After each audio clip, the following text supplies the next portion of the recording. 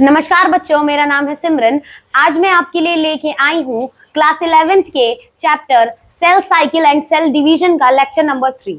ठीक है, इससे पहले हम लोगों ने डिस्कस किया था सेल डिवीजन में हम लोगों ने इंटरफेस को डिस्कस कर लिया था डिटेल में, और उसके बाद mitotic type of cell division को हम लोगों ने डिटेल में डिस्कस किया था। आज हम लोग पढ़ेंगे सेल डिवीजन का दूसरा टाइप, जिसका नाम है मियोसिस। ठीक है, तो हम लोग आज डिटेल डिस्कस करेंगे मियोसिस टाइप ऑफ डिवीजन के बारे में। तो चलिए स्टार्ट करते हैं। मैं हूं सिमरन फ्रॉम द ट्विस्टेड डीएनए, जिस प्लेटफॉर्म पे मिलने वाले हैं आपको बायोलॉजी की ढेर सारी नॉलेज, वो भी इजीएस्ट वे में। तो चलिए स्टार्ट करते हैं। मियोटिक और मियोसिस डिवीजन, जैसा कि आप लोगों ने पहले भी पढ़ रखा है कि भाई सेल डिवीजन जो था, सेल डिवीजन दो तरीके का होता है, टाइप्स दो तरीके के थे। ठीक, एक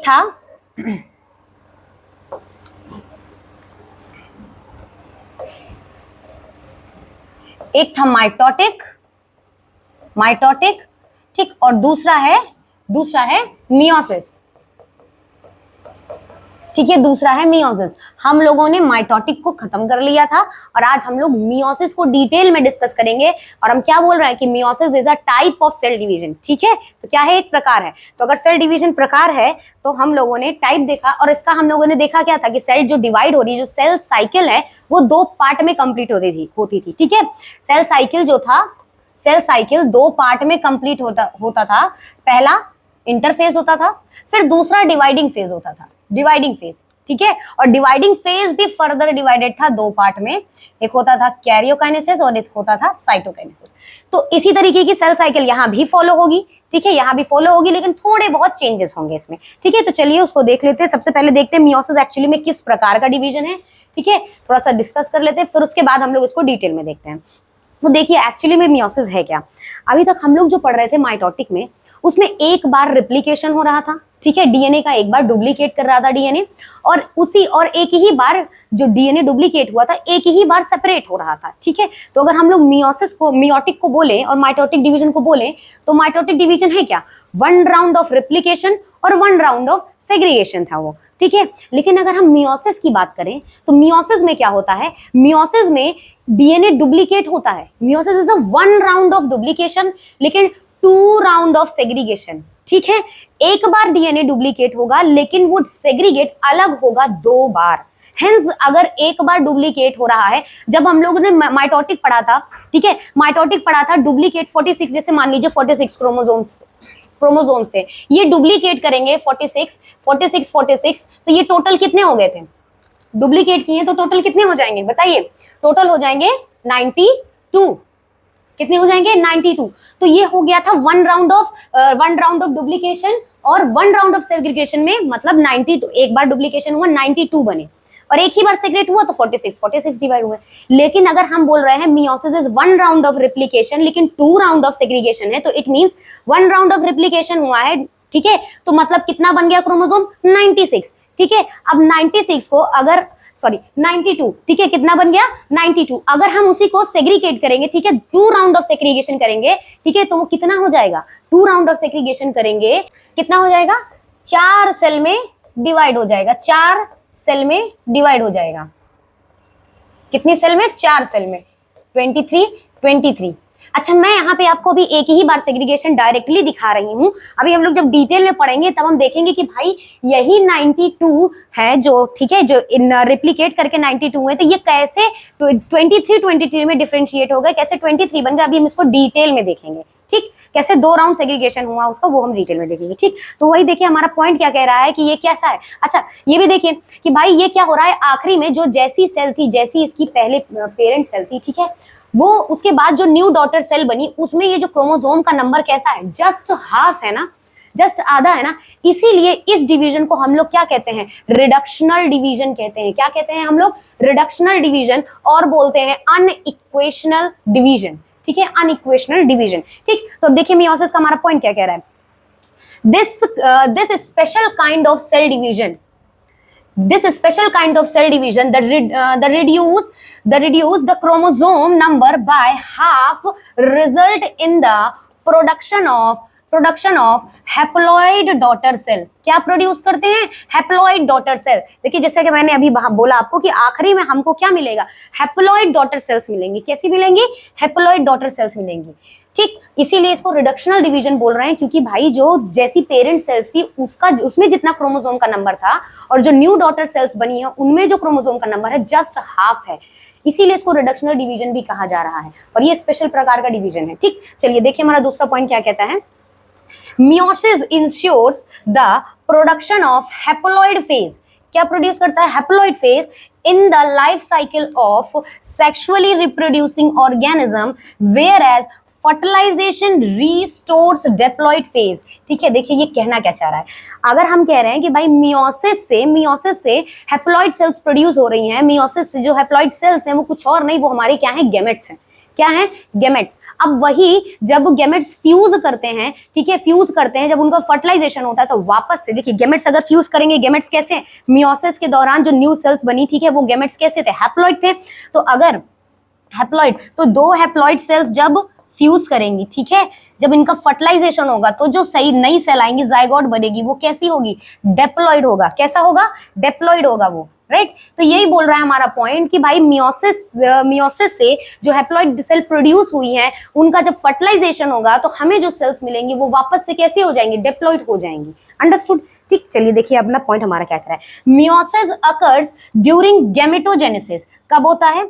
गैमेटोजेनेसिस के दौरान मियोसिस होता है, क्योंकि हमें बनाना है गैमेट्स, और गैमेट्स बनेंगे, गैमेट्स कैसे रहेंगे? हैप्लॉइड। अब गैमेट्स का होता है फ्यूजन। ठीक है, देखिए मियोसिस बहुत जरूरी है, बहुत जरूरी है।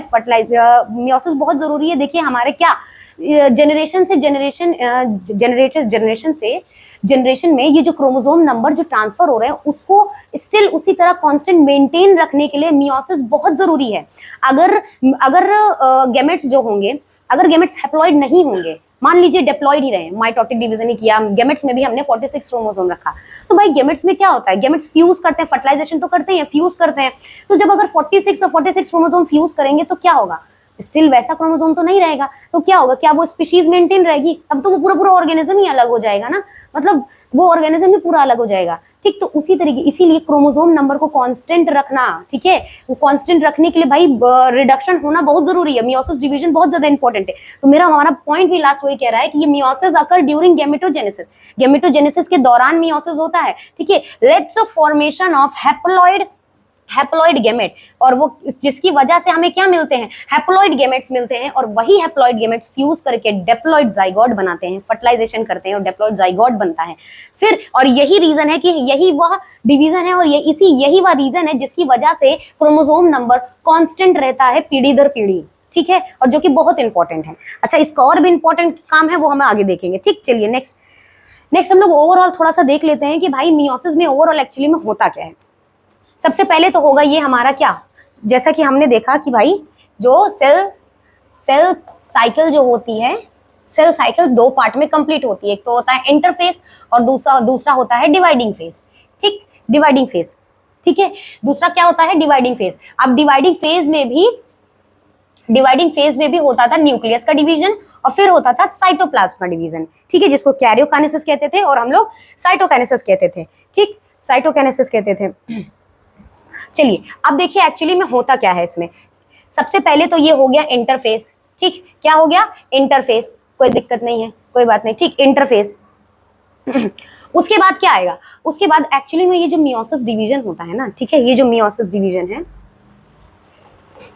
ये जो मियोसिस है, मियोसिस दो पार्ट में कंप्लीट होता है। एक हो गया मियोसिस 1 और एक होगा मियोसिस 2। दो साइकिल चलेगी डिवाइडिंग फेज जो हो, ठीक है, दो साइकिल मियोसिस कंप्लीट करेगा। डिवाइडिंग फेज जो होगा वो दो साइकिल में कंप्लीट होगा। एक होता है मियोसिस 1 और दूसरा होगा मियोसिस 2। मियोसिस 1 में भी होगा कैरियोकाइनेसिस और साइटोकाइनेसिस। इसको अगर ये 1 वाला है तो इसको कहेंगे कैरियोकाइनेसिस 1 और ये हो जाएगा साइटोकाइनेसिस 1। और मियोसिस में भी कैरियोकाइनेसिस होगा और साइटोकाइनेसिस होगा और इसमें होगा ये कैरियोकाइनेसिस 2 और ये हो जाएगा साइटोकाइनेसिस 2। ठीक, अब ये कैरियोकाइनेसिस में हमने देखा था, पढ़ा था कि कैरियोकाइनेसिस जो है वो भी फर्दर 4 पार्ट में डिवाइडेड है, प्रोफेज, मेटाफेज, एनाफेज और टेलोफेज। तो उसी तरीके से अगर हम कैरियोकाइनेसिस 1 की बात करेंगे तो ये भी 4 पार्ट में डिवाइडेड होगा। ठीक, 4 पार्ट में, prophase 1, metaphase 1, telophase 1, sorry metaphase 1 और उसके बाद एनाफेज 1, फिर उसके बाद टेलोफेज 1। और अगर हम इसमें साइटोकाइनेसिस, इसमें कैरियोकाइनेसिस सेकंड की बात करें तो इसमें भी वही सेम होगा, लेकिन बस हो जाएगा क्या, यहाँ 2 लग जाएगा। ठीक, तो देखिए ये पूरा वही बता रहा है सीक्वेंस। सबसे पहले होगा इंटरफेज, फिर होगा प्रोफेज 1। अभी भी देखिए यहाँ पे सेल कैसी है, डेप्लॉइड है। ठीक, फिर हो गया फिर उसके बाद हमारा क्या आ जाएगा, प्रोफेज के बाद आता है मेटाफेज 1।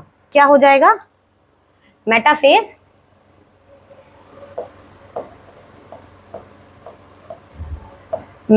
1। और स्टिल सेल कैसी है, ये डेप्लॉइड है और अभी भी डेप्लॉइड है। अब होगा हमारा क्या आएगा, एनाफेज 1। देखिए जो चीज पहले हो रही थी प्रोफेज, मेटाफेज, एनाफेज, टेलोफेज में सेम वही काम यहाँ पर भी होगा। प्रोफेज में सबसे पहले क्या होगा, कंडेंसेशन होगा, क्रोमैटिन मटेरियल्स जो थे कंडेंस होके क्रोमोसोम बना लेंगे। फिर उसके बाद मेटाफेज में आएंगे तो वो इक्वेटर पे अलाइंड हो जाएंगे, ठीक है, और स्पिंडल फाइबर्स जो थे वो उनके काइनेटोकोर से अटैच्ड हो जाएंगे। सेम वही सीक्वेंस यहाँ पर चलेगा जैसा कि हम लोगों ने माइटोटिक सेल डिवीजन में पढ़ा था, प्रोफेज, मेटाफेज, एनाफेज, टेलो का।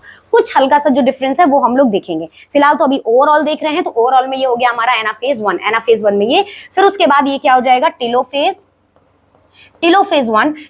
1। फिर उसके बाद ये हो गया हमारा साइटोकाइनेसिस 1। साइटोकाइनेसिस से हमें मिली 2। और अभी ध्यान दीजिए ये भी कैसी थी, ये भी कैसा है, डेप्लॉइड, और ये कैसा, ये भी ये डेप्लॉइड, लेकिन यहाँ पर जो सेल्स आ गई हैं, यहाँ जो 2 सेल्स अलग हुई ये कैसी हैं, हैप्लॉइड हैं। कैसी हैं, हैप्लॉइड। ठीक, अब ये कैसे हैं कैसे नहीं है ये भी हम डिटेल में देखेंगे। फिलहाल अभी आप ओवरऑल देखिए कि कैसे हो रहा है। ये कैसी हैं, हैप्लॉइड है यहाँ, लेकिन थोड़ा सा क्या है कि यहाँ पर ये जो हैप्लॉइड हैं, हैप्लॉइड सेल्स हैं, यहाँ पर जो क्रोमोसोम्स हैं वो 2 क्रोमैटिड वाले हैं, जिनके अंदर 2 सिस्टर क्रोमैटिड्स हैं। कैसे क्रोमोसोम्स हैं, 2 सिस्टर क्रोमैटिड्स हैं। ठीक, फिर उसके बाद यहाँ पर साइटोकाइनेसिस 1 खत्म हुआ तो यहाँ पर सेल्स कैसी हो गई, यहाँ भी स्टिल हैप्लॉइड है।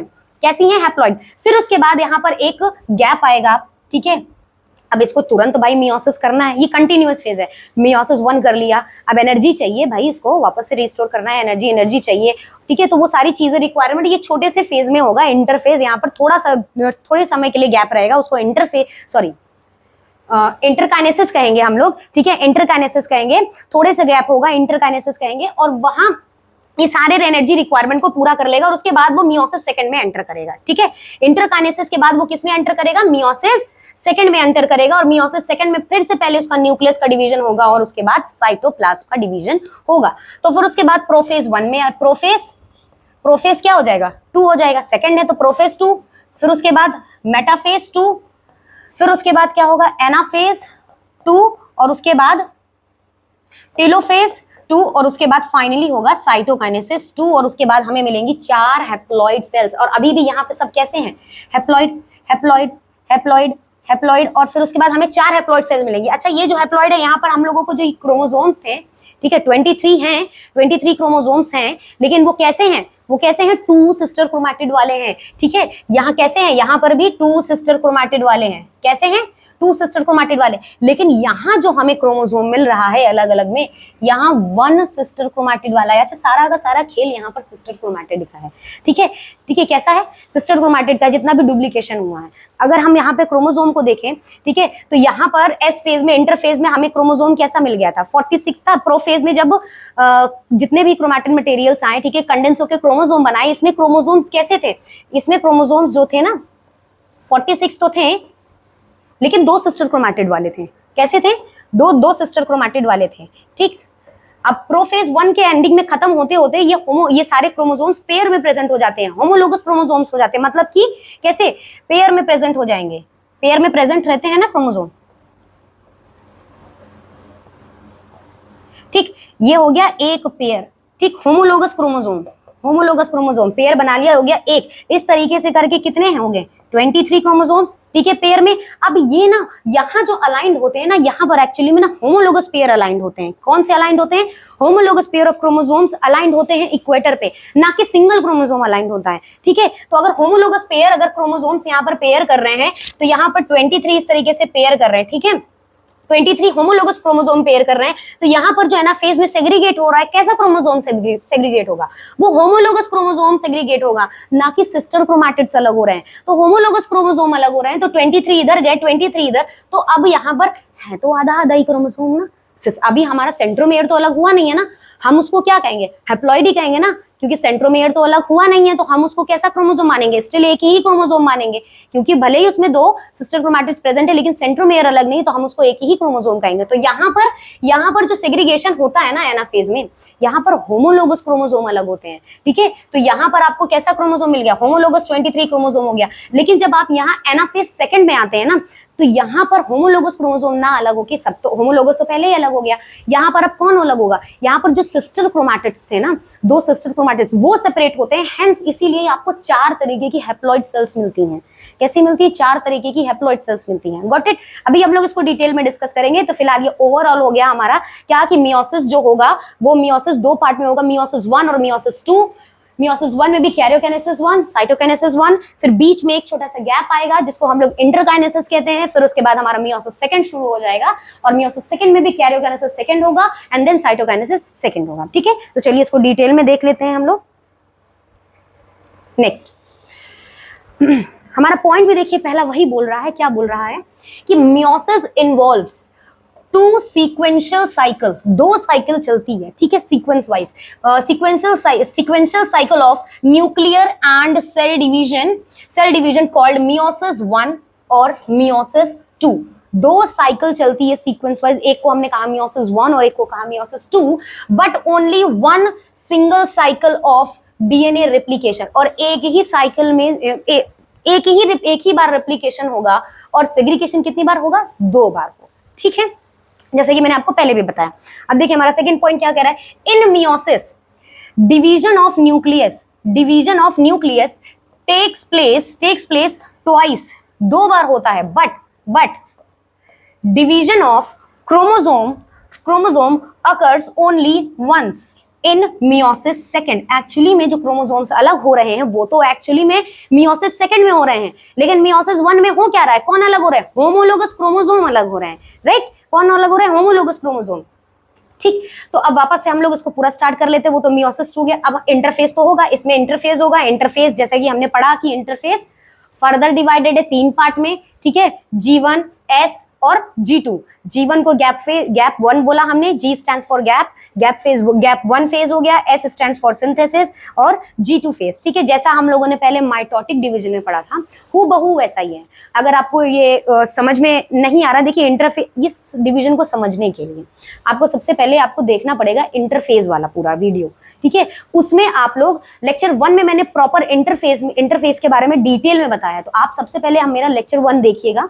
ठीक है। उसमें आप इंटरफेस को क्लियर कर लीजिए, उसके बाद आप थोड़ा देखेंगे मियोसिस सेकंड को, तो आपको अच्छे से समझ में आ जाएगा, ठीक है।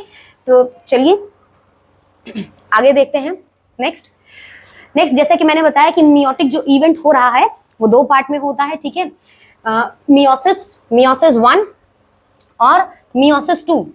जैसा कि अभी मैंने डिस्कस किया, मियोसिस 1 में भी क्या होगा? सबसे पहले उसका होगा न्यूक्लियस का डिवीजन जिसको हम कैरियोकाइनेसिस कहेंगे, फिर होगा उसका साइटोप्लाज्म का डिवीजन जिसको हम साइटोकाइनेसिस कहेंगे, ठीक है।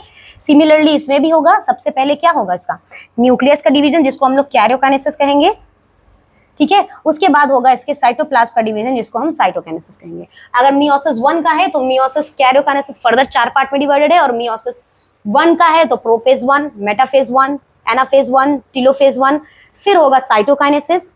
यहाँ के बाद हमको जो सेल्स मिलेंगी कैसी होंगी? वो हैप्लॉइड होंगी। कैसी होंगी? हैप्लॉइड होंगी। लेकिन फिर मार्क करने वाली बात क्या है, यहाँ पर जो सेल्स हैप्लॉइड हैं उसमें जो क्रोमोसोम्स है कैसे हैं? 2 सिस्टर क्रोमैटिड वाले हैं, ठीक है। कैसे हैं? 2 सिस्टर क्रोमैटिड वाले हैं, ठीक है। फिर हम आ जाएंगे, फिर बीच में होगा थोड़ा गैप, ठीक है। गैप होगा इंटरकाइनेसिस का, गैप जिसका नाम है इंटरकाइनेसिस, जिसमें जो रिक्वायरमेंट अगले मियोसिस सेकंड के लिए जो भी जितनी भी रिक्वायरमेंट है वो सारी रिक्वायरमेंट पूरी हो जाएगी इंटरकाइनेसिस में, ठीक। फिर उसके बाद सेल एंटर करेगी मियोसिस सेकंड में, सेम प्रोसीजर फॉलो करेगी, prophase second, metaphase second, anaphase second, telophase second, फिर फाइनली होगा साइटोकाइनेसिस सेकंड, ठीक है। तो चलिए इसको हम लोग डिटेल में देख लेते हैं। चलिए सबसे पहले स्टार्ट करते हैं स्टेजेस ऑफ मियोसिस। अब हम देखेंगे क्या stages of meiosis. Stages of meiosis में भी हम देखेंगे सबसे पहले प्रोफेज। क्या देखेंगे? प्रोफेज 1। अब देखिए जैसा कि हम लोगों ने माइटोटिक में प्रोफेज पढ़ा था, उसका प्रोफेज बहुत मतलब कि सबसे लॉन्गेस्ट फेज वही था, ठीक है, सबसे लॉन्गेस्ट टाइम टेकन फेज वही था, ठीक है। लेकिन अब इसमें भी वही है, सेम मियोसिस में भी सबसे पहला लॉन्गेस्ट फेज प्रोफेज ही है, प्रोफेज 1, ठीक। लेकिन इसमें थोड़ा सा प्रोफेज में ये और लेंदी है और इसमें कई सारे चेंजेस होते हैं, इसीलिए ये और लेंदी फेज है कंपेयर देन माइटोटिक है। अब वो कैसा है देखिए, ये जो मियोसिस है, ठीक है, longer and more complex than prophase of mitosis,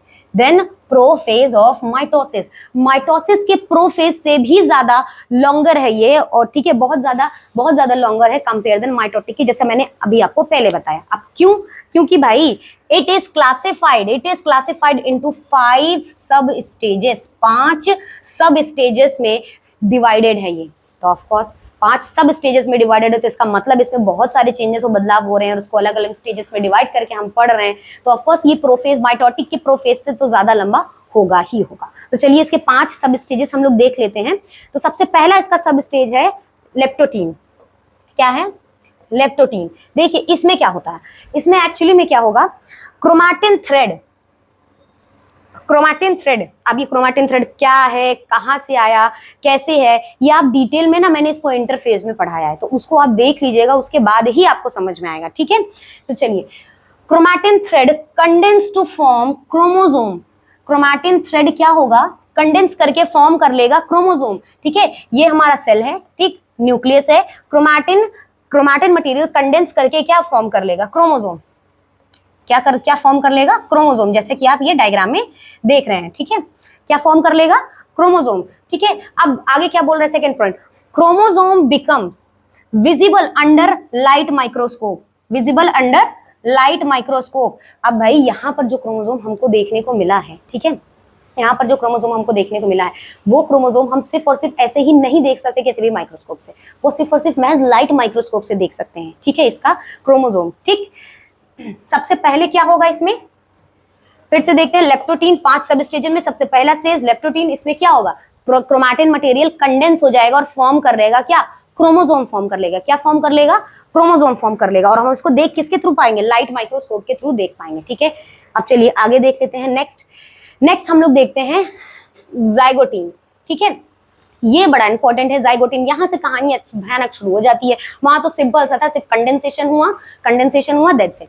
अब यहाँ पर बात आती है, यहाँ पर कितने होंगे, जितने भी होमोलोगस क्रोमोसोम है, homologous chromosome start pairing together. जितने भी होमोलोगस क्रोमोसोम्स थे वो पेयर करना स्टार्ट कर देंगे पेयरिंग, और तभी वो स्टेज हमारी क्या हो जाएगी, जाइगोटीन में क्या हो जाएगा, जैसे ही क्रोमोसोम बन गया, क्रोमैटिन मटेरियल कंडेंस होकर क्रोमोसोम बना, अब सारे के सारे होमोलोगस क्रोमोसोम एक दूसरे से पेयरिंग करने लगेंगे, ठीक है, सारे के सारे होमोलोगस क्रोमोसोम पेयर करने लगेंगे, and the process is called synapsis. क्या कहते हैं हम उसको, साइनेप्सिस। क्या कहेंगे, synapsis. And the paired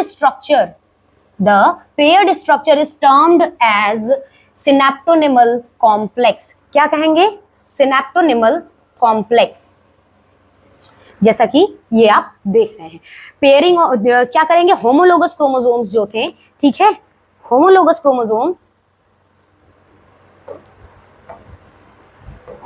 chromosomes जो थे वो आपस में क्या कर रहे हैं, देखिए दिख रहा है, ये आपस में क्या कर लिए, देखिए ये पेयरिंग कर लिए, ठीक है, क्या कर लिए, पेयरिंग कर लिए, एंड इसी पेयर्ड प्रोसेस को हमने क्या कहा, साइनेप्सिस कहा। क्या कहा, साइनेप्सिस कहा इस पेयर्ड प्रोसेस को। और वो जो साइनेप्सिस कहा, और उसके बाद ये जो पेयर्ड होमोलोगस क्रोमोसोम है ना, एक पॉइंट से भाई होमोलोगस क्रोमोसोम अटैच्ड होंगे, ठीक है, पेयर कर लिया, पेयर करने के बाद इनके जो आर्म्स है ना, ये देखिए ये 2 सिस्टर क्रोमैटिड्स हैं, ये 2 सिस्टर क्रोमैटिड्स हैं, एक ही क्रोमोसोम पर ये जो क्रोमैटिड्स हम उनको सिस्टर क्रोमैटिड्स कहते हैं। लेकिन अगर हम बात करें अलग अलग की, तो इसको हम क्या कहेंगे, नॉन सिस्टर क्रोमैटिड्स कहेंगे, ठीक है। क्या कहेंगे, नॉन सिस्टर क्रोमैटिड्स। तो नॉन सिस्टर होमोलोगस जब क्रोमोसोम की पेयरिंग होती है तो नॉन सिस्टर क्रोमैटिड्स आपस में पास आते हैं, और जिस पॉइंट से वो अटैच्ड होते हैं, ठीक है, अटैच हो जाते हैं, उस पॉइंट को हम लोग क्या बोलते हैं, सिनेप्टोनिमल कॉम्प्लेक्स। क्या बोलेंगे, सिनेप्टोनिमल कॉम्प्लेक्स। ठीक। और ये जो स्ट्रक्चर फॉर्म हुआ है, इस स्ट्रक्चर को हम लोग बोलते हैं,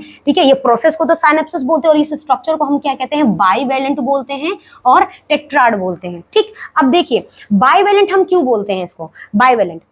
बाइवेलेंट हम लोग इसलिए बोल रहे हैं क्योंकि दो होमोलोगस क्रोमोसोम पेयर कर रहे हैं, एक हो गया एक, ठीक है, और उसके बाद यहां पर दूसरा क्रोमोसोम पेयर कर रहा है, ठीक है, इसलिए हमने इसको क्या बोला, बाइवेलेंट बोला। ठीक।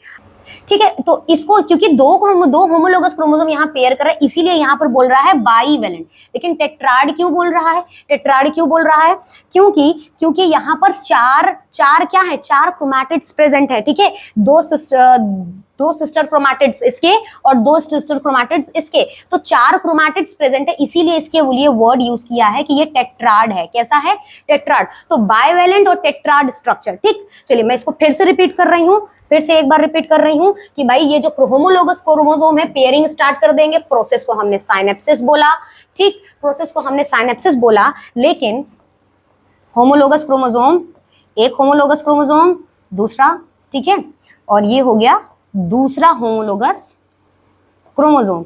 ठीक, होमोलोगस क्रोमोसोम पेयरिंग करेंगे, इस प्रोसेस को हमने साइनेप्सिस कहा। ठीक है, लेकिन ठीक है, और ये होमोलोगस क्रोमोसोम जिस पॉइंट से अटैच्ड रहेंगे, ठीक है, जिस पॉइंट से अटैच्ड रहेंगे उस पॉइंट को हमने क्या कहा, सिनेप्टोनिमल कॉम्प्लेक्स कहा। ठीक है, और इस स्ट्रक्चर को, इस पूरे स्ट्रक्चर को हमने क्या कहा, ये पूरे स्ट्रक्चर का दो नाम, ये जो स्ट्रक्चर डेवलप हुआ है, ठीक है, फॉर्म हुआ है, उसको हमने क्या कहा, बाइवेलेंट और टेट्राड। बाइवेलेंट क्यों कहा? क्योंकि दो होमोलोगस क्रोमोसोम पेयर कर रहे हैं। टेट्राड क्यों कहा? क्योंकि चार सिस्टर क्रोमैटिड्स प्रेजेंट हैं। ठीक है, ये बात समझ में आई? चलिए ठीक है, अब हम आगे देखते हैं। नेक्स्ट हो गया हमारा पैकेटीन। नेक्स्ट हमारा सब स्टेज, प्रोफेज का सब स्टेज, तीसरा सब स्टेज क्या है, पैकेटीन। अब ये भी बहुत ही इंपॉर्टेंट है। अब देखिए इसमें क्या होता है, बाइवेलेंट टेट्राड, बाइवेलेंट और या तो टेट्राड यहां पर आपको क्लियरली विजिबल होंगे, क्लियरली विजिबल। ठीक है, वहां पे फॉर्म्ड हुए थे, आपको क्लियरली विजिबल कहां पे होंगे, पैकेटीन में। अब देखिए इसमें होता क्या है, इसमें क्या होगा, रिकॉम्बिनेशन नोड्यूल, रिकॉम्बिनेशन नोड्यूल वही जो सिनेप्टोनिमल कॉम्प्लेक्स है, हम उसी को रिकॉम्बिनेशन नोड्यूल बोल रहे हैं। क्या बोल रहे हैं? Recombination nodule. ठीक है, formed between non sister chromatid, जैसा कि मैंने आपको यहाँ पर दिखाया था। देखिए यहाँ पर ये दो, मैंने क्या बोला कि ये दोनों जो होंगे, ये दोनों क्या होंगे, ये दोनों कैसे हैं, ये दोनों जो हैं, ये दोनों सिस्टर क्रोमैटिड हैं, लेकिन अगर हम इन दोनों की बात करें तो ये कैसे हैं, नॉन सिस्टर क्रोमैटिड्स। तो भाई ये जो सिनेप्टोनिमल कॉम्प्लेक्स फॉर्म हो रहा है वो दो नॉन सिस्टर क्रोमैटिड के बीच में फॉर्म हो रहा है। ठीक है, तो वही हमारा पॉइंट क्या बोल रहा है, कि recombination nodule formed between non sister chromatids of homologous pair and these non-sister chromatids exchange their part, that is crossing over और जीन एक्सचेंज, क्रॉसिंग ओवर और जीन एक्सचेंज। अब देखिए होता क्या है, ये जो सिनेप्टोनिमल कॉम्प्लेक्स फॉर्म हुआ ना, ठीक है, इस सिनेप्टोनिमल कॉम्प्लेक्स पे ये क्या हो रहा है, ये पॉइंट्स अटैच, ये दोनों होमोलोगस क्रोमोसोम एक दूसरे से पॉइंट से अटैच्ड हैं, सिनेप्टोनिमल कॉम्प्लेक्स फॉर्म हो रहा है, यहीं पर इनका क्या होता है, जीन एक्सचेंज हो जाता है। क्या होता है, जीन एक्सचेंज हो जाता है, और इसी प्रक्रिया को हम क्या कहते हैं, क्रॉसिंग ओवर कहते हैं। देखिए यहाँ पर क्या हो रहा है, यहाँ पर आप देख रहे हैं कि यहाँ पर पेयर, यहाँ पर जो नॉन सिस्टर क्रोमैटिड्स थे, यहाँ पर अटैच्ड, एकदम क्लोजली अटैच्ड हुए, क्रिस क्रॉस हुए, उसके बाद यहाँ पर अपनी जीन को एक्सचेंज कर ले रहे हैं, और इसी प्रक्रिया को हमने क्या कहा, क्रॉसिंग ओवर और जीन एक्सचेंज कहा। ठीक, और आगे देखिए क्रॉसिंग ओवर इस एंजाइम मीडिएटेड प्रोसेस। कैसा है, एंजाइम मीडिएटेड प्रोसेस है। अब ये ऐसे ही नहीं हो जाएगा, ठीक है, कि ऐसा क्रॉस किया और फिर उसके बाद जीन एक्सचेंज हो गया। ये जो जीन एक्सचेंज होता है with the help of enzymes, ये एंजाइम मीडिएटेड प्रोसेस है, मतलब एंजाइम की जरूरत पड़ेगी इस काम को करने के लिए, and the enzyme is called as, उस एंजाइम का नाम क्या है, रिकॉम्बिनेस। क्या नाम है, रिकॉम्बिनेस। रिकॉम्बिनेस में दो एंजाइम मिलकर वर्क करते हैं, एक हो गया एंडोन्यूक्लियेज और एक हो गया लाइगेज। क्या हो गया, एंडोन्यूक्लियेज और लाइगेज। एंडोन्यूक्लियस सेपरेट करेगा, अलग करेगा, और लाइगेज उनके बॉन्ड को तोड़ेगा। ये डिटेल आप, ये इसके बारे में आप डिटेल में पढ़ेंगे, आगे के लेक्चर में, ठीक है, आगे के टॉपिक में, ठीक है, 11th के। लेकिन अगर हम इसकी बात करें तो यहाँ पर आपको क्या पढ़ना है कि भाई यहाँ पर जीन एक्सचेंज जो हो रहा है एंजाइम मीडिएट प्रोसेस है, एंजाइम की मदद से जीन एक्सचेंज होगा और उस एंजाइम का नाम क्या है, रिकॉम्बिनेज, ठीक है, रिकॉम्बिनेज। अब देखिए रिकॉम्बिनेज, यहाँ पर रिकॉम्बिनेज इसीलिए इसका नाम भी क्या पड़ रहा है, रिकॉम्बिनेशन नोड्यूल। रिकॉम्बिनेशन नोड्यूल में gene exchange crossing over process से, क्रॉसिंग ओवर और जीन एक्सचेंज प्रोसेस से एंजाइम की मदद से यहाँ पर जीन एक्सचेंज हुआ और यहाँ पर एक जीन एक्सचेंज का प्रोसेस हुआ, ठीक है, और उसके बाद यहाँ पे ये जो पूरा क्रॉसिंग ओवर प्रोसेस है ये पूरा होगा किसकी मदद से होगा, किसकी मदद से होगा, एंजाइम की मदद से होगा, ठीक है। फिर से हम रिपीट कर रहे हैं कि भाई ये कैसा है, बाइवेलेंट टेट्राड स्ट्रक्चर पैकेटिंग में आपको क्लियरली विजिबल होगा, ठीक है। और उसके बाद जिस पॉइंट पे ये सिनेप्टोनिमल कॉम्प्लेक्स है जिसको हम लोग रिकॉम्बिनेशन नोड्यूल बोल रहे हैं, यहाँ पर क्या होगा, यहाँ पर जीन एक्सचेंज होगा और इस जीन एक्सचेंज की प्रक्रिया को हम क्रॉसिंग ओवर कहते हैं, ठीक है, और हम लोग क्या कहते हैं, जीन एक्सचेंज कहते हैं, ठीक, क्रॉसिंग ओवर और जीन एक्सचेंज कहते हैं। और ये प्रक्रिया एंजाइम की मदद से होती है जिसका, और उस एंजाइम का नाम क्या है, रिकॉम्बिनेज। क्या नाम है, रिकॉम्बिनेज, ठीक। चलिए नेक्स्ट, अब नेक्स्ट देखते हैं हम लोग, चौथा हमारा पॉइंट हो गया क्या, डिप्लोटीन। डिप्लोटीन में क्या होता है, डिसोल्यूशन ऑफ साइनेप्टोनिमल कॉम्प्लेक्स स्टार्ट। क्या बोल रहा है, डिसोल्यूशन ऑफ साइनेप्टोनिमल कॉम्प्लेक्स स्टार्ट, मतलब इस स्टेज पर साइनेप्टोनिमल कॉम्प्लेक्स, जीन एक्सचेंज हो गया है तब थोड़ी ना जुड़ा ही रहेगा। यहाँ पर ये जो एंजाइम इन दो क्रोमोसोम्स को पास में लाकर, ठीक है, जोड़कर रखे और जीन एक्सचेंज करने में मदद कर रहे हैं, अब वो क्या करेंगे, काम तो हो गया है, अब तो उसको उसी तरीके के फॉर्म में रखेंगे नहीं, तो ये क्या होगा, इसका डिसोल्यूशन होने लगेगा, मतलब ये क्रोमोसोम अब अलग होना शुरू हो जाएंगे, ठीक है, डिसोल्यूशन होने लगेगा साइनेप्टोनिमल कॉम्प्लेक्स का। और जैसे ही, अब ऐसा तो है नहीं कि एकदम अचानक से अलग हो जाएंगे, ठीक है, अचानक से तो अलग हो नहीं जाएंगे। ये देखिए यहाँ पर वो जो एंजाइम था ये दोनों क्रोमोसोम को एकदम अटैच्ड करके, ठीक है, इन दोनों क्रोमोसोम को ये एंजाइम क्या करके रखा था, अटैच्ड करके रखा था, सो दैट कि अच्छी तरीके से जीन एक्सचेंज हो सके, क्रॉसिंग ओवर की प्रक्रिया हो सके। लेकिन जैसे ही ये कंप्लीट हुआ, ये जो जैसे ही ये कंप्लीट हुआ वैसे ही ये सिनेप्टोनिमल कॉम्प्लेक्स क्या हो जाएगा, डिसॉल्व हो जाएगा, ठीक है, डिसॉल्व हो जाएगा। और आपको क्या लिखेगा, एक एक्स बना हुआ स्ट्रक्चर दिखेगा। कैसे बना हुआ दिखेगा, जैसा कि आप देख रहे हैं, क्या होगा, दो होमोलोगस क्रोमोसोम में इस तरीके का एक एक्स बना हुआ स्ट्रक्चर दिखेगा, ठीक है, एक्स बना हुआ स्ट्रक्चर दिखेगा और इसी को हम लोग चियाज़माटा बोलते हैं। क्या बोलते हैं, चियाज़माटा। तो homologous chromosome repels each other, so X shape chiasmata appears. Chiasmata बोलिए, चियाज़माटा या चियाज़मा अपीयर्स, ठीक है, कि यहाँ पर क्या हो जाएगा, फिर से डिप्लोटीन में क्या हो रहा है, सिनेप्टोनिमल कॉम्प्लेक्स डिसॉल्व हो गए, उसके बाद ये जो होमोलोगस पेयरिंग क्रोमोसोम है ये रिपल करने लगे, क्योंकि रिपल करने लगे एक दूसरे को और एक एक्स शेप फॉर्म हुआ, ठीक है, और इसी फॉर्म्ड स्ट्रक्चर को, एस शेप स्ट्रक्चर को हम लोग चियाज़माटा बोलते हैं। क्या बोलते हैं, चियाज़माटा, ठीक। चलिए आगे,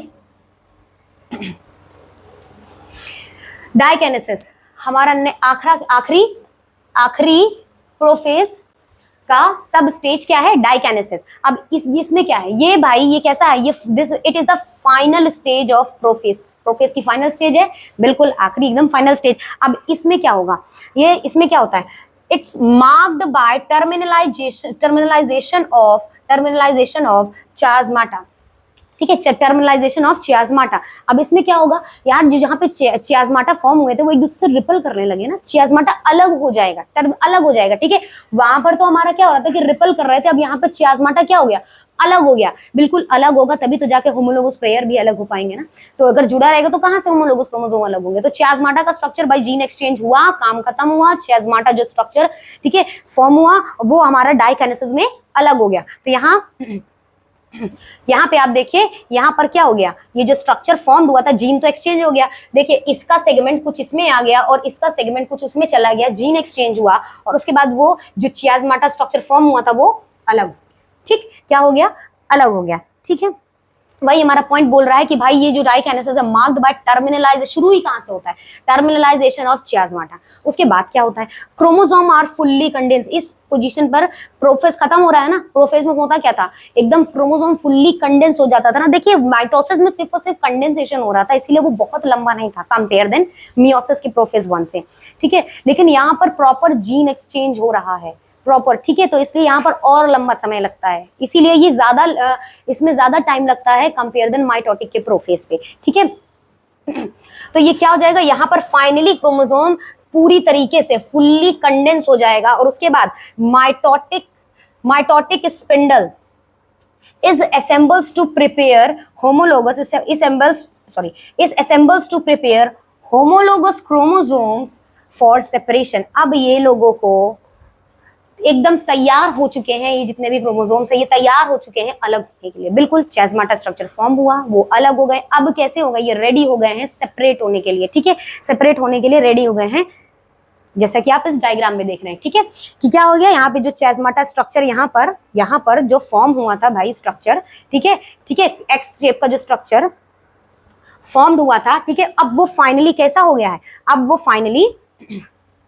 फाइनली अलग हो गया है और अब एकदम रेडी हो गया है क्या, सेपरेट करने के लिए। भाई प्रोफेज 1 खत्म, अब आएगा क्या, मेटाफेज, ठीक। चलिए अब प्रोफेज, ठीक है, अब और क्या हो रहा है इसमें, क्रोमोसोम्स तो भाई हो गए सेपरेट, अलग हो गए, रेडी हो गए, और क्या होता है इसमें, centrioles moves toward opposite pole. भाई जो अब इसके बाद क्या होता था, प्रोफेज के बाद जब मेटाफेज आता था तो मेटाफेज में क्रोमोसोम्स अलग होते थे, है ना। मेटाफेज में क्रोमोसोम्स क्या होते थे, यहाँ पर, ठीक, मेटाफेज, अगर हम माइटोटिक के मेटाफेज की बात करें तो स्पिंडल फाइबर यहाँ लगा हुआ था, यहाँ पे क्या हो रहे थे, अलग हो रहे थे, है ना। लेकिन अलग होने के लिए जरूरत किसकी थी, स्पिंडल फाइबर की। अब स्पिंडल फाइबर बनता कैसे था, भाई सेंट्रियोल्स प्रोड्यूस करता था। अब सेंट्रियोल्स कहाँ से, अब भाई सेंट्रियोल्स क्या करेंगे, सेंट्रियोल्स जो थे, ठीक, सेंट्रियोल्स ये मूव करेंगे कहाँ पे, अपोजिट पोल पर मूव करेंगे और क्या करेंगे, स्पिंडल फाइबर प्रोड्यूस करने लगेंगे, क्या करने लगेंगे, प्रोड्यूस करने लगेंगे। और क्या होता था, by the end of diakinesis के आखिरी में हमने यहाँ पर क्या पढ़ा था उस समय, न्यूक्लियर मेम्ब्रेन, न्यूक्लियोलस, ये सारे क्या हो जाते थे, डिसअपियर हो जाते थे, ठीक है। तो यहाँ पर भी सेम होगा, by the end of the diakinesis nuclear membrane and nucleolus disappears, क्या हो जाएगा, डिसअपियर हो जाएगा, ठीक है, क्या होगा, डिसअपियर। और डाइकाइनेसिस रिप्रेजेंट ट्रांसिशंस टू मेटाफेज। भाई अब क्या है, यहां तक जैसे ही सेंट्रियोल्स भी मूव कर लिया, स्पिंडल फाइबर्स भी बनने लगे, ठीक है, और उसके बाद और न्यूक्लियर मेम्ब्रेन और न्यूक्लियोलस भी डिसअपियर हो गया, तो अब क्या हो जाएगा, कौन सी स्टेज आएगी भाई, ये स्टेज मार्क क्या कर रही है भाई, मेटाफेज आ गया है। जैसे ही न्यूक्लियर मेम्ब्रेन डिसअपियर हुआ, न्यूक्लियोलस डिसअपियर हुआ, अब कौन सी फेज कहलाएगी, मेटाफेज, ठीक। तो चलिए अब हम लोग देख लेते हैं नेक्स्ट, मेटाफेज की तरफ मूव करते हैं, मेटाफेज 1। अब हम बात करते हैं मेटाफेज 1 की। तो मेटाफेज देखिए, जो चीजें होनी, जो हल्का सा जो डिफरेंस था ना, वो मेन डिफरेंस था आपका प्रोफेज का, प्रोफेज में हुआ, ठीक है, वो कंप्लीट हो चुका है। और अब हम लोग जो भी प्रोसेस होगा, मेटाफेज, एनाफेज, टेलोफेज और साइटोकाइनेसिस, सेम उसी तरीके से होगा जैसे माइटोसिस में होता था, ठीक है। बस इसमें डिफरेंस क्या था कि वहां पर वहां पर जो क्रोमोसोम्स थे वो प्रॉपर सेग्रीगेट हो रहे थे, लेकिन यहाँ पर पहले अगर हम मियोसिस 1 की बात कर रहे हैं तो यहाँ पर होमोलोगस क्रोमोसोम की सारी कहानी होगी, ठीक है। अगर सेपरेट भी हो रहे हैं तो यहाँ पर कौन अलग होंगे, होमोलोगस क्रोमोसोम। तो पहले हम मेटाफेज की बात कर रहे हैं, तो बाइवेलेंट क्रोमोसोम क्या बोल रहा है, फिर से बाइवेलेंट क्रोमोसोम। और बाइवेलेंट क्रोमोसोम का स्ट्रक्चर कैसे था, बाइवेलेंट क्रोमोसोम का स्ट्रक्चर ऐसे था, राइट, ये बाइवेलेंट थे, ठीक। Bivalent chromosome aligned on the equator plate पर बाइवेलेंट क्रोमोसोम अलाइंड हो जाएंगे। तो देखिए यहां पर आपको बाइवेलेंट क्रोमोसोम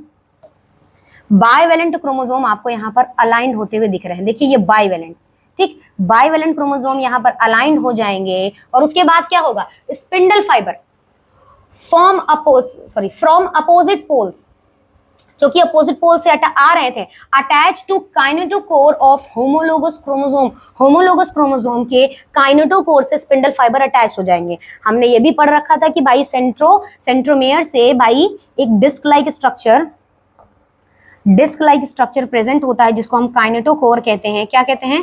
काइनेटोकोर कहते हैं। और स्पिंडल फाइबर यहीं पर आकर अटैच्ड होता है। तो भाई इस काइनेटोकोर से क्या होगा? स्पिंडल फाइबर आएगा और अटैच्ड करेगा। क्या करेगा? अटैच्ड करेगा। ठीक, काइनेटोकोर से स्पिंडल फाइबर अटैच्ड करेंगे मेटाफेज में। ठीक, ठीक, तो ये हो गया मेटाफेज का कि मेटाफेज प्लेट हो गई और सेंट्रोमेयर से सेंट्रोमेयर में जो काइनेटोकोर प्रेजेंट है उससे हमारा स्पिंडल फाइबर आकर अटैच्ड हो गया। ठीक, अब आगे देखते हैं आगे क्या होता है। अब आगे आएगा हमारा एनाफेज 1। क्या है? एनाफेज 1। तो मेटाफेज की कहानी अब हो गया एनाफेज 1। एनाफेज 1 में क्या होगा? Homologous chromosome separate, homologous chromosome separate होंगे। फिर बोल रही हूँ, कौन सेपरेट हो रहा है? होमोलोगस क्रोमोसोम सेपरेट हो रहा है। ठीक है, होमोलोगस क्रोमोसोम सेपरेट होगा। ठीक है, तो क्या होगा? हम जितने भी होमोलोगस क्रोमोसोम ही पेयर थे, अब ये होमोलोगस क्रोमोसोम सेपरेट हो जाएंगे। स्टिल इसके अंदर क्रोमैटिड्स कितने हैं? ठीक है, 2 क्रोमैटिड प्रेजेंट है, राइट। इसमें भी सेम सेम, ठीक, सेम वही कंडीशन। ठीक,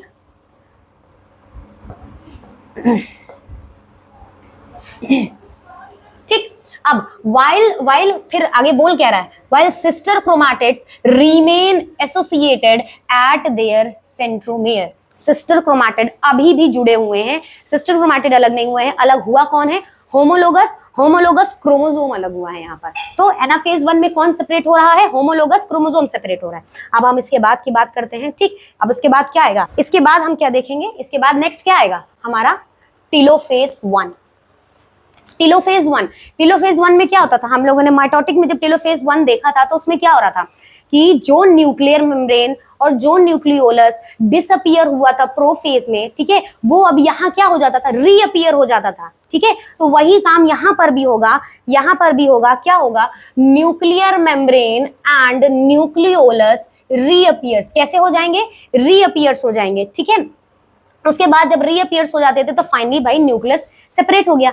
अब क्या होता था? उसके बाद क्या होगा? साइटोकाइनेसिस होती थी, साइटोप्लाज्म अलग होता था। ठीक है, तो देखिए यहाँ पर क्या हो रहा है कि यहाँ पर न्यूक्लियर मेम्ब्रेन अलग अलग हो जाएगा।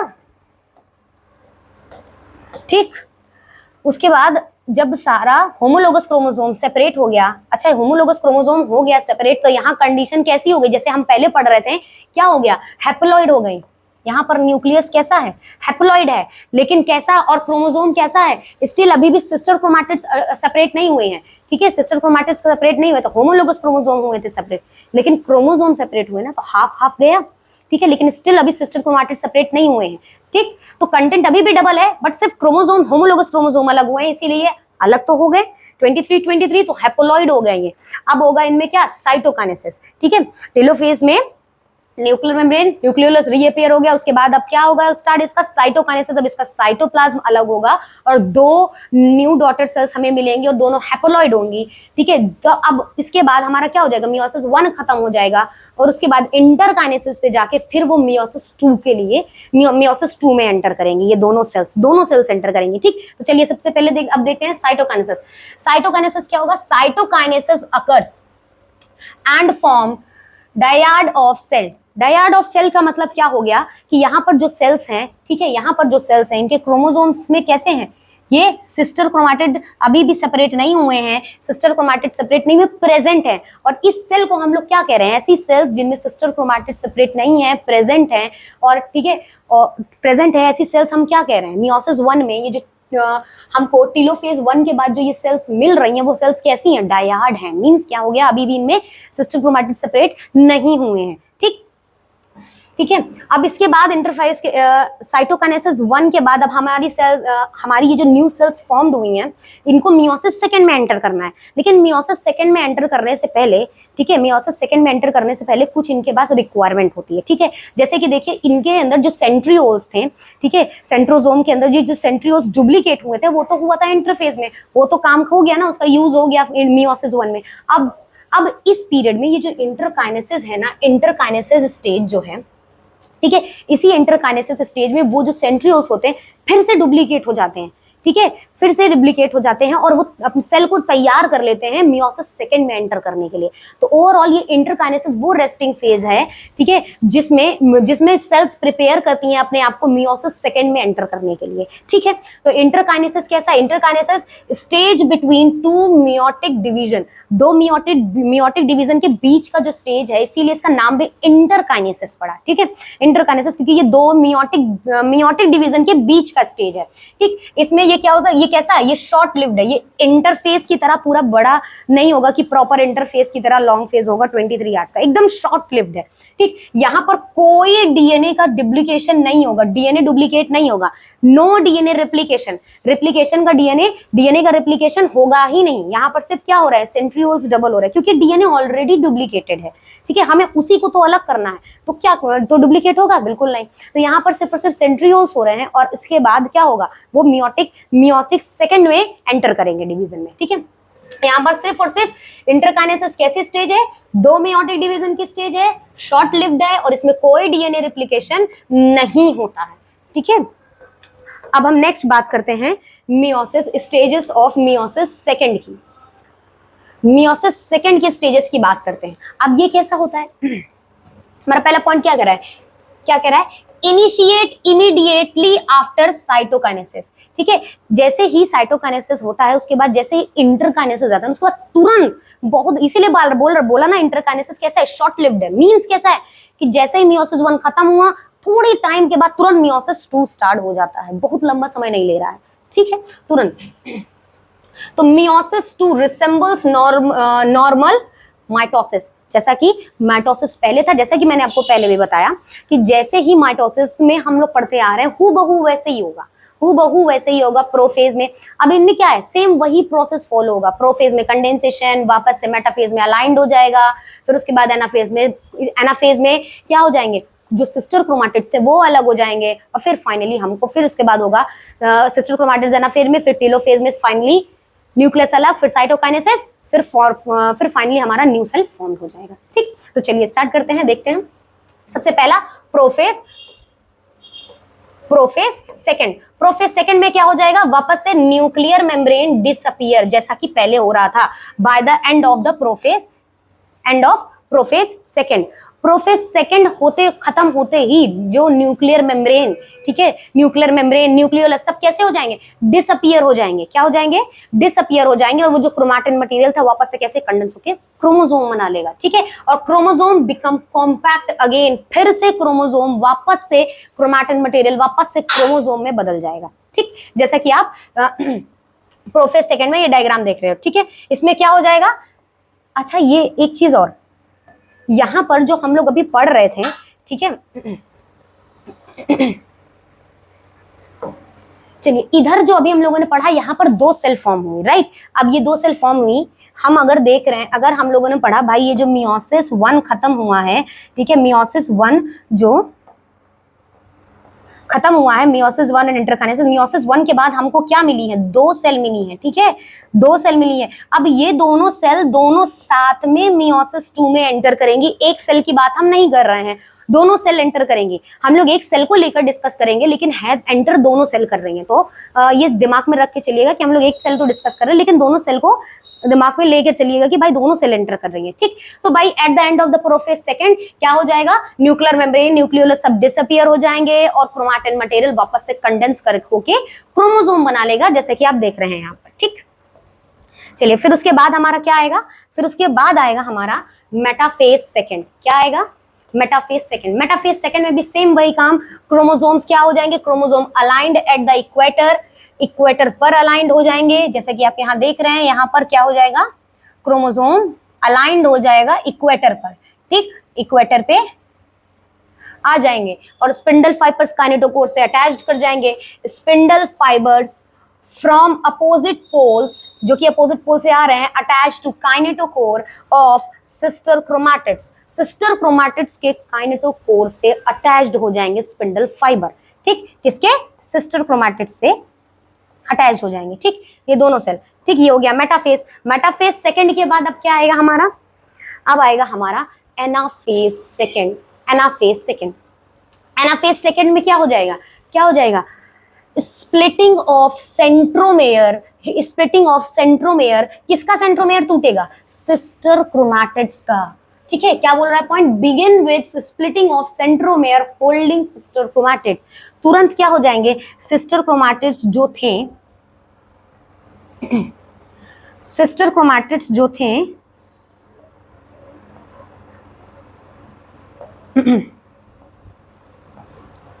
उनका जो सेंट्रोमेयर है वो तुरंत टूट जाएगा। ठीक है, सेंट्रोमेयर क्या हो जाएगा? टूट जाएगा, और ये जो सिस्टर क्रोमैटिड्स थे अलग होना शुरू हो जाएंगे। ठीक, जैसा कि हम लोगों ने पढ़ा था एनाफेज में। उसके बाद क्या होगा? आफ्टर सेपरेशन सिस्टर क्रोमैटिड्स जब अलग हो जाएंगे, it act as an individual chromosome. अब भाई क्या हो गया? जो सिस्टर क्रोमैटिड्स अलग हो गए, अब हम इसको क्या कहेंगे भाई? क्योंकि सेंट्रोमेयर टूट गया ना, अब हम इसको क्या कहेंगे? अब हम इसको क्रोमोसोम कहेंगे। क्या कहेंगे? क्रोमोसोम कहेंगे। और ये क्रोमोसोम एक क्रोमैटिड वाला है। कैसा क्रोमैटिड वाला है? एक क्रोमैटिड वाला है, राइट। यहाँ पर फाइनली देखिए एक राउंड हो गया सेग्रीगेशन का हमारा, कहाँ पर? एनाफेज 1 में हुआ। अब यहाँ पर सेकंड सेग्रीगेशन हो रहा है एनाफेज 2 में। एनाफेज 1 में किसका सेग्रीगेशन हुआ था? होमोलोगस क्रोमोसोम का सेग्रीगेशन हुआ था। लेकिन एनाफेज 2 में किसका सेग्रीगेशन हो रहा है? हमारा सिस्टर क्रोमैटिड्स का सेग्रीगेशन हो रहा है, राइट। और हमको मिल गया क्रोमोसोम। ठीक, तो वही हमारा पॉइंट बोल रहा है क्या? अगला point, microtubules attach to kinetochore, जो माइक्रोट्यूब्यूल्स काइनेटोकोर से अटैच थे, shortened and pulling chromatids toward opposite pole of cell. बिल्कुल जैसा कि हमने पहले भी पढ़ा, यहाँ पर काइनेटोकोर से जो माइक्रोट्यूब्यूल्स से अटैच हैं, ये क्या करेंगे? इसको पुल करेंगे अपोजिट पोल पे। इसके सेंट्रोमेयर को खींचेंगे तो इसके आर्म्स भी अपोजिट पोल्स पर पुल होंगे, और फाइनली ये क्रोमोसोम अपोजिट पोल्स पर मूव करने लगेंगे। ठीक है, ये प्रॉपर हो गई पूरा प्रोसेस हमारा एनाफेज का, और ये दोनों सेल्स में हो रहा है। ठीक, एनाफेज के बाद हमारा क्या आएगा? एनाफेज सेकंड के बाद हमारा आएगा टेलोफेज सेकंड। टेलोफेज सेकंड में वापस से क्या हो जाता था? Formation of nuclear envelopes. ठीक है, वापस से जितने न्यूक्लियर मेम्ब्रेन, न्यूक्लियोलस फॉर्म्ड हो जा रहे थे, और जितने भी क्रोमोसोम्स थे वो अनकॉइल हो जाएंगे और क्रोमैटिन मटेरियल में कन्वर्ट हो जाएंगे। ठीक है, अब वो दोनों सेल्स की, ठीक है, दोनों सेल्स कैसी थी?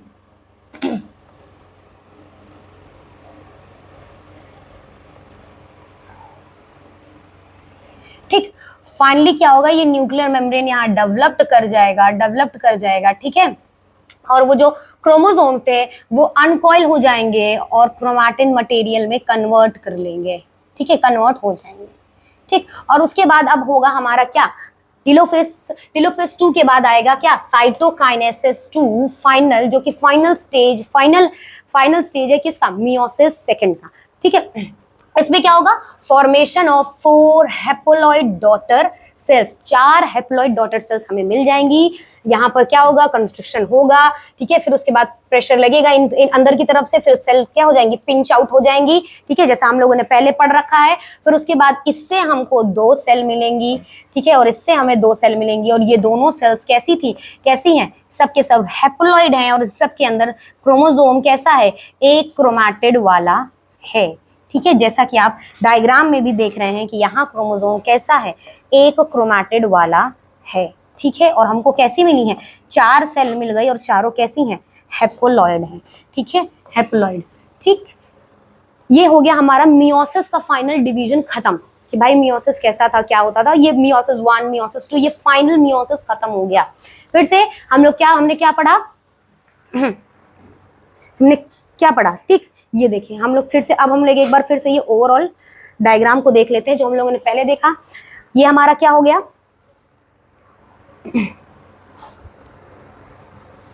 ये था इंटरफेस। ठीक, ये प्रोफेज 1, ये क्या हो गया? प्रोफेज मेटाफेज 1, फिर ये एनाफेज 1, फिर उसके बाद टेलोफेज 1, फिर साइटोकाइनेसिस 1, फिर बीच में हुआ इंटरकाइनेसिस। ठीक है, शॉर्ट लिफ्ट स्टेज। फिर उसके बाद प्रोफेज सेकेंड। ठीक, फिर उसके बाद मेटाफेज सेकेंड, फिर उसके बाद anaphase second, and then telophase second, और फिर फाइनली साइटोकाइनेसिस सेकेंड हुआ, और उसके बाद हमें 4 हैप्लॉइड डॉटर सेल्स मिल गई। ठीक है, देखिए यही था ना कि एक सेल्स थी, वापस से यहाँ पर किसका सेग्रीगेशन हुआ था? यहाँ पर होमोलोगस क्रोमोसोम का हुआ था, इसीलिए यहाँ से हमें हैप्लॉइड सेल मिल गई थी। लेकिन यहाँ पर भी हैप्लॉइड सेल मिल गई थी, और अगर हम बात करें हैप्लॉइड सेल में, तो यहाँ क्रोमोसोम कैसा था, यहां पर जो क्रोमोसोम था डायड वाला था, राइट, यहां तक।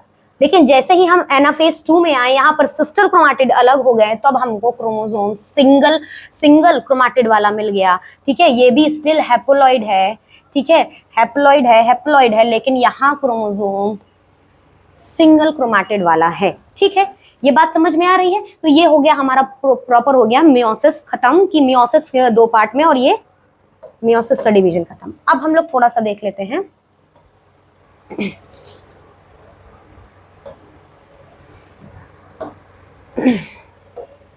अब हम लोग थोड़ा सा देख लेते हैं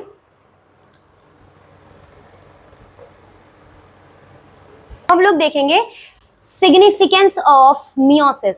significance of meiosis, significance of meiosis में देखिए हमारा पहला पॉइंट क्या कह रहा है conservation of specific chromosome number of each species across the generation in sexually reproducing organism। अब देखिए इसका मतलब क्या है, कह रहा है कि भाई वो जो और हाँ, इस ये मियोसिस करता क्या है, मियोसिस जनरेशन से जनरेशन, एक जनरेशन से दूसरे जनरेशन में ये जो क्रोमोसोम नंबर्स जाते हैं, ठीक है, स्पीशीज है, एक स्पीशीज क्या कर रहा है, फर्टिलाइजेशन करता है, ठीक है, फर्टिलाइजेशन होता है और उसके बाद अपनी तरह ऑर्गेनिज्म को प्रोड्यूस कर रहा है ना। वो अपनी तरह ऑर्गेनिज्म को कैसे प्रोड्यूस कर पा रहा है, क्यों, रीजन क्या है, मियोसिस। कैसे, क्योंकि भाई अगर गैमेट्स जो बन रहे हैं, अगर गैमेट्स में अगर क्रोमोसोम आधा नहीं जाएगा, क्योंकि देखो फर्टिलाइजेशन होता क्या है, फर्टिलाइजेशन में 2 गैमेट्स फ्यूज कर रहे हैं, 2 गैमेट्स फ्यूज करते हैं और बनाते हैं जाइगोट। अगर हम गैमेट्स में ही 46 क्रोमोसोम रहता, दोनों अगर आधे हुए ही ना होते, हैप्लॉइड होते ही नहीं, डिप्लॉइड ही रहते, तब फ्यूज करता, तो वो तो फिर 92 बन जाता। 92 अगर क्रोमोसोम अगर आ जाता और वो जाइगोट 92 अगर वो जाइगोट जो बनता 92 क्रोमोसोम का, तो क्या वो स्पीशीज वही रहती? ये तो पूरा मतलब ये पूरी ये तो प्रजाति ही बदल गई ना, ये तो पूरा स्पीशीज ही बदल गया, ऑर्गेनिज्म ही बदल गया। तो उसी को भाई कि एक स्पीशीज का एक जनरेशन से दूसरे जनरेशन में उस क्रोमोसोम नंबर को ही मेंटेन करने का काम किसका है, मियोसिस मदद करता है इसमें। ठीक है, एक जनरेशन से दूसरे जनरेशन में क्रोमोसोम नंबर को मेंटेन करने का काम करता है। ठीक है, समझ में आ रहा है। वरना अदरवाइज अगर सेम होता तो भाई अगर डिप्लॉयड होता तो फ्यूज करता तो कहाँ से स्पीशीज सेम हो जाती, ऐसे तो हो चल नहीं पाता। ठीक है, तो यही हमारा पॉइंट बोल रहा है कि ये कंजर्वेशन करता है किसका, इस क्रोमोसोम नंबर को कंजर्व करके भाई बचा कर रख रहा है एक जनरेशन से दूसरे जनरेशन में। ठीक, बात समझ में आ रही है। अब अगर हम दूसरा पॉइंट देखते हैं हमारा क्या कह रहा है, ये क्या कह रहा है दूसरा point, increases genetic variability in the population of organism from one generation to next। अब एक पीढ़ी से दूसरे पीढ़ी में ये क्या कर रहा है, जेनेटिक वेरिएबिलिटी भी ला रहा है, बढ़ा रहा है। मतलब जेनेटिक वेरिएबिलिटी क्या हो गया, अब देखिए एक जनरेशन से दूसरे जनरेशन में जब जाते हैं तो जो नया ऑर्गेनिज्म आता है वो हूबहू तो रिसेंबल करता नहीं है अपने पेरेंट्स से, है ना, हूबहू तो है नहीं, हूबहू नहीं है, वो कुछ ना कुछ उसके अंदर चेंजेस आते हैं, कुछ नया कैरेक्टर डेवलप होता है। अब वो नया कैरेक्टर वजह क्या है डेवलप करने की, वो जो हमने क्रॉसिंग ओवर पढ़ा था मियोसिस में, प्रोफेज 1 में जो क्रॉसिंग ओवर और जीन एक्सचेंज हुआ था, उसकी वजह से जीन एक्सचेंज हुआ। ठीक है, जीन एक्सचेंज होने की वजह से क्या हुआ, नए कैरेक्टर्स डेवलप हुए, अलग अलग तरीके के कैरेक्टर्स डेवलप हो रहे हैं, तो जेनेटिक वेरिएबिलिटी आ रही है। ठीक है, ये जेनेटिक वेरिएबिलिटी आ किसकी वजह से रही, ड्यू टू द मियोसिस। ये क्या कर रहा है, मियोसिस की वजह से जेनेटिक वेरिएबिलिटी बढ़ती है, और यही जेनेटिक अगर वेरिएबिलिटी बढ़ रही है तो ये मदद किसमें करेगा, हमारा इवोल्यूशन में मदद करेगा। इवोल्यूशन है क्या कि भाई पॉपुलेशन अगर बढ़ रही है, बढ़ती हुई पॉपुलेशन के साथ जो बदलाव आ रहे हैं वही हमारा इवोल्यूशन है। तो वही वो जो बदलाव आ रहा है वो वजह क्या है, बदलाव की वजह है जीन एक्सचेंज, जो कि मियोसिस के दौरान हो रहा है। और मियोसिस ही वो वजह है जिसकी वजह से वेरिएबिलिटी, इवोल्यूशन में बहुत इंपॉर्टेंट रोल प्ले करता है हमारा कौन, मियोसिस। मियोसिस क्या कर रहा है, बहुत इंपॉर्टेंट रोल क्या प्ले कर रहा है भाई, ये स्पीशीज के क्रोमोसोम नंबर को कंजर्व कर रहा है, जनरेशन से जनरेशन कंजर्व कर रहा है, प्लस जेनेटिक वेरिएबिलिटी ला रहा है जिसकी वजह से हमारा इवोल्यूशन में हेल्प हो रहा है। वही हमारा अगला पॉइंट भी बोल रहा है कि genetic variations are very important process for evolution के लिए भाई जेनेटिक वेरिएबिलिटी, वेरिएशन, जेनेटिक्स में वेरिएशन होना बहुत इंपॉर्टेंट, वो बहुत इंपॉर्टेंट है। ठीक है, तो इवोल्यूशन में भी हमारा मियोसिस किसमें मदद कर रहा है, इवोल्यूशन में। तो ये हो गया सिग्निफिकेंस हो गया हमारा मियोसिस का कि क्या इंपॉर्टेंट रोल है मियोसिस का। ठीक है, तो यहाँ पर फाइनली होता है हमारा cell cycle and cell division का चैप्टर पूरा कंप्लीट होता है। ठीक है, जिसमें से मियोसिस भी हम लोगों ने आज पूरी अच्छी तरीके से कवर कर लिया, इवन उसके सिग्निफिकेंस पॉइंट्स के साथ। तो अगर आपको कोई भी डाउट हो, कोई भी कंफ्यूजन है इस टॉपिक में, ठीक है, तो आप बेझिझक अपने डाउट को और क्वेश्चंस को कमेंट सेक्शन में आप पूछ सकते हैं। हम कमेंट सेक्शन में अपने डाउट्स को पूछिए, हम उसको क्लियर करेंगे। अगर आपको पर्सनली कनेक्ट करना है तो डिस्क्रिप्शन बॉक्स में आपको टेलीग्राम की लिंक मिल जाएगी, वहां से आप डायरेक्टली हमारे टेलीग्राम चैनल से ज्वाइन हो सकते हैं और वहां पे भी अपने डाउट को क्लियर कर सकते हैं। इवन आपको प्रॉपर नोट्स प्रोवाइड होगी जिससे आप अपनी तैयारी को और भी अच्छी तरीके से कर सकते हैं। और अगर आपको ये वीडियो पसंद आया हो, टॉपिक समझ में आया हो, तो प्लीज इसको लाइक करिएगा, दोस्तों के साथ शेयर करिएगा एंड सब्सक्राइब करिएगा। धन्यवाद।